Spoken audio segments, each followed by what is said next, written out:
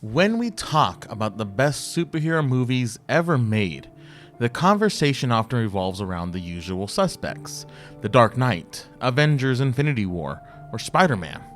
But there's one movie that deserves just as much recognition, if not more. A movie that redefined what a superhero story could be, while giving us one of the most heartfelt family dramas ever put to screen. Of course, I'm talking about The Incredibles. Released in 2004 and directed by Brad Bird, The Incredibles isn't just a superhero movie. It's a perfect blend of action, humor, emotion, and character-driven storytelling. Let's break down why it's not only one of the best superhero movies ever made, but also one of the best movies, period. The Incredibles stands out right from the beginning in its world building.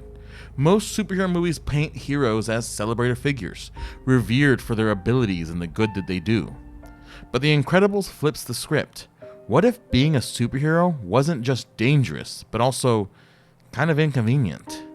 The idea that citizens would sue superheroes for saving them is both hilarious and shockingly plausible. The opening sequence sets the tone perfectly. Mr. Incredible saves a man from attempting to end his life, only to be sued for damages. Another lawsuit follows when he stops a train from derailing and the passengers sue for their injuries. These moments ground the story in reality and ask an important question: what happens when heroism collides with bureaucracy? This setup forces the supers into hiding, living ordinary lives under the government's witness protection program. The concept is brilliant because it immediately makes the story even more relatable. We see superheroes stripped of their capes and reduced to the mundane struggles of everyday life.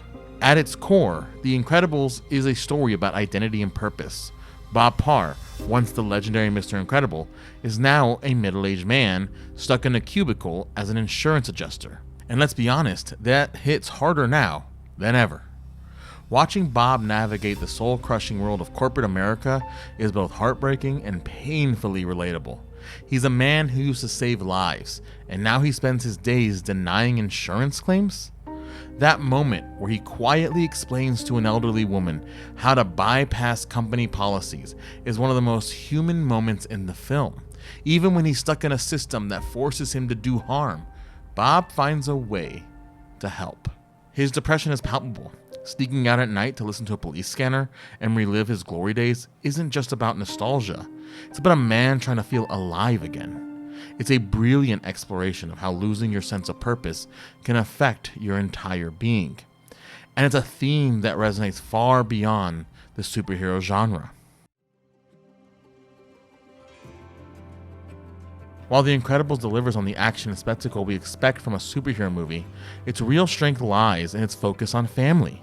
The Parr family is one of the most realistic depictions of a family in any animated film. Each member of the family has their own struggles, and their superpowers reflect those struggles in beautifully subtle ways.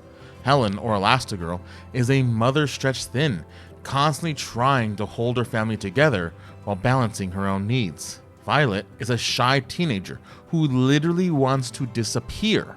Her invisibility isn't just a power, it's a manifestation of her own insecurity.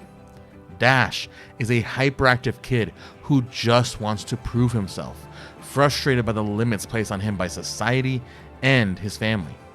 Jack represents the chaotic unpredictability of raising a baby, and his powers hint at untapped potential. The family dynamic is messy, funny, and deeply relatable.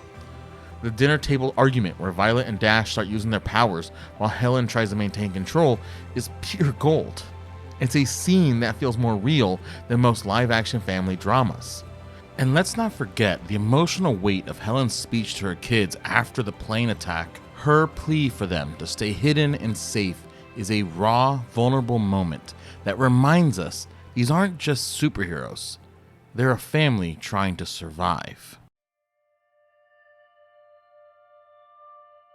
But let's talk about Syndrome, one of the most underrated villains in any superhero movie. His origin story is tragic and surprisingly relatable. He's a former fanboy who wanted nothing more than to be a hero alongside his idol, Mr. Incredible. But after being dismissed as a nuisance, his admiration turns to bitterness. What makes Syndrome so compelling isn't just his personal vendetta, it's his philosophy. His plan to sell his inventions and make everyone super is a direct attack on the idea of heroism itself. And when everyone's super,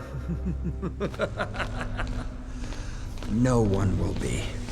It's a chilling line because it cuts to the heart of what makes heroes special, their rarity.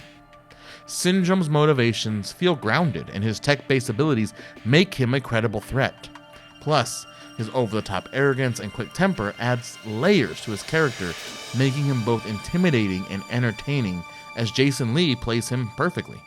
But let's lighten this up a little bit. Syndrome, while a great villain, he also adds a lot of humor to this movie. And this movie truly is hilarious. From Edna Mode's iconic No Capes monologue. No capes. Meta Man Express Elevator. Diner Guy Snag on Takeoff. Splashdown sucked into a vortex. No capes. To Frozone's legendary Honey! What? Where's my super suit? What? Where is my super suit? The humor in this movie is timeless. But what makes it work so well is that it never feels forced. The comedy arises naturally from the characters and their situations. At the same time, the movie isn't afraid to hit you with gut-wrenching emotional moments. Bob's breakdown when he thinks his family is gone is devastating, and the way it transitions into relief and determination is a masterclass in storytelling. The Incredibles was ahead of its time. Long before the MCU turned superhero movies into a cultural phenomenon, the film was deconstructing the genre. It explored themes like the cost of heroism, the struggle for identity, and the importance of family in a way that felt fresh and groundbreaking. It also delivered action sequences that rival anything that we've seen in live action. The final battle against Syndrome's Omnidroid is thrilling, but what makes it work isn't just the spectacle. It's the fact that the entire Parr family works together, each using their powers in creative ways. It's been almost 2 decades since it came out, but The Incredibles still stands as a shining example of how to tell a superhero story with heart. It's a movie about heroes, yes, but it's also about people, flawed, funny, and deeply human. It's a film that resonates with kids for its action and humor, but it hits adults even harder with its themes of purpose, family, and the compromises we make in life. And that's why it's not just a great superhero movie, it's one of the greatest movies ever made. So if it's been a while since you watched The Incredibles, go back and revisit it. And if you've never seen it, how have you watched this much of the video already? But what's your favorite moment from The Incredibles? Let me know in the comments and we can talk about it. And don't forget to like and subscribe for more deep dives into the movies we love.